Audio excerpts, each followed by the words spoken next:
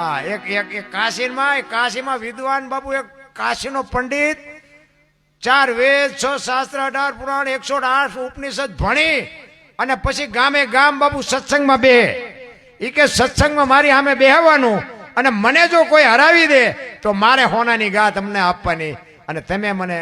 હું તમને હરાવી દઉં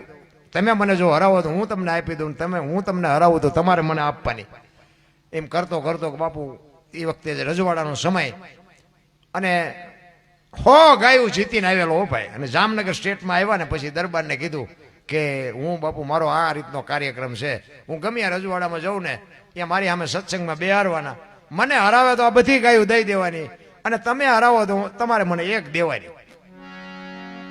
બાપુને એમ થયું ખારું બધા મફતના રોટલા કૂટે સારું કહેવાય આ તો મને ખબર પડે ને કે આમાં કેટલાક મારા ગામમાં જ્ઞાની રહે છે એવું લાગે હોનાની ગાત એક આપી દઈશું જે હોય ગોઠવું બધું એ કે 15 દી જવા દો એટલે હું બધી જાહેરાત કરી દઉં એ 15 દીની રાહ હતી ને એમાં બધાને કીધું એ કે ભાઈ 15 દી પછી આપણે પ્રોગ્રામ રાખવાનો છે ઓલા કાશીથી પંડિત આવ્યા એના સામે બે આવવાનું છે સત્સંગમાં તો બધા આમ મળ્યા ચિંતા કરવા એ કે હારું આપણને કંઈ આવડતું નથી ને આમાં શું કરશું એમાં એક ગામ પડખે નાનું એવું ગામડું હતું ને એનો એક બામણ હતો સારંગધર એ સારંગધરીનું નામ અને બિચારો ગરીબ માણા ફાટલ તૂટલ લુગડા ને એક 5-7 વીઘા જમીન એમાં ખેતી કરે ને માન ગુજરાન હંકવાવે એમાં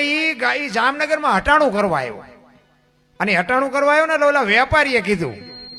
કે શું જામનગર દરબારમાં જવાનું છે કે ના બાપા દરબારમાં મારે જઈને શું કામ છે ઈ કે અહીંયા એક પંડિત આવ્યા છે અને અહીંયા ઈ કે સત્સંગમાં જ્ઞાનની વાતો કરવાની છે અને એને ઇનામ મળવાનું છે કે ન હોય કે હા તો કે મારે જવું છે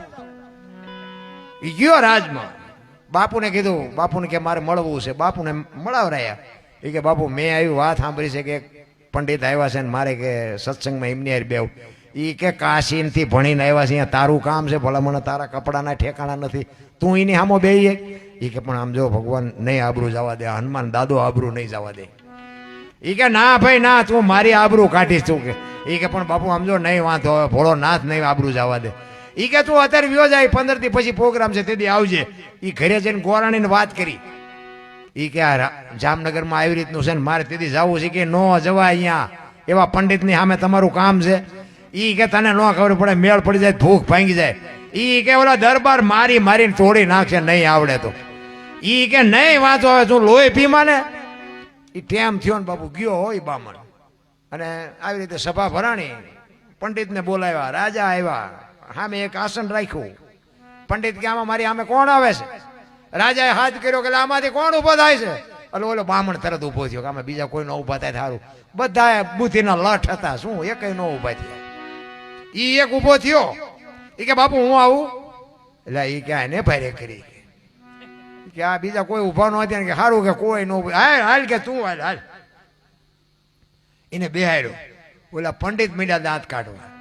એ કે તું મારી આમાં સત્સંગ કરી એ કે હા જેવું તેવું આવડે હવે બિચારાને પહેરવા હારા કપડા ને બોલો તો બાપુ 4 વેદનો અનુભવી એ તો દાંત જ કાઢે એ નહીં અહીંયા બેઠાથી બધા દાંત કાઢતા રાજા એને વિચાર રાજાને તો ખબર જ હતી કે મારે આમાં ગા દેવાનો જ વારો આવે બીજું કઈ ન આવે એટલે એ પંડિત કે હું પૂછીશ ને એનો જવાબ તમે નહીં આપી શકો એટલે તમને આપું ચાનસ તમે પેલા બોલો તમે મને પૂછો હું તમને જવાબ આપું એ કે એમ કે હા એટલે બાપુ હામું જોયું દરબાર હામું એ કે હા બોલ કે તને જે આવડે કે બાપુ એક સાખી બોલું સાખી એ કે હવે તારે જે કરવું હોય હવે તારા આગળ મનાણા છે એટલે હવે તારે તે જે કરવું કરીને એ કે એટલે એને એક સાખી કીધી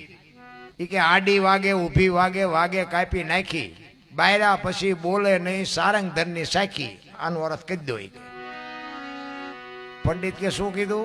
એ કે આડી વાગે ઊભી વાગે કાપી નાખી બાયડા પછી બોલે નહીં સારંગધરની સાખી લખવી તો લખી લો હવે નહીં કહું પંડિત ઘુમરે સડી ગયા એ કે હારું આ વેદમાં નથી આવ્યું પુરાણમાં નથી આવ્યું શાસ્ત્રમાં ચાઈ નથી આવ્યું અને બામણ બેઠો વિચાર કરે કે બેટા તારે રખડવું એમ રખડે આ વાત હું ભોળો નાથ બે જ જાણી છે ત્રીજાને ખબર જ નથી તું ગોતવું અહીંયા ગોત ને આવડે તો બામણના પેટનો નહીં હું પંડિત બાપુ હલવાણા એ કે એક વખત કહે કે આડી વાગે ઊભી વાગે કાપી નાખી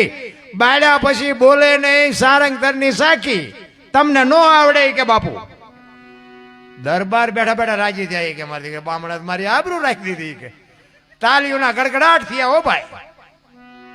બધા રાજીના રેડ થઈ ગયા. પછી તો બાપુએ કીધું ઈ કે આ તો અમારા ગામનો એક ગરીબ બામણ છે, બાકી હારા હારા તો આમાં બેઠા છે, બધાની આબરૂ રહી જાય. બાપુ આમ ઓલે હોય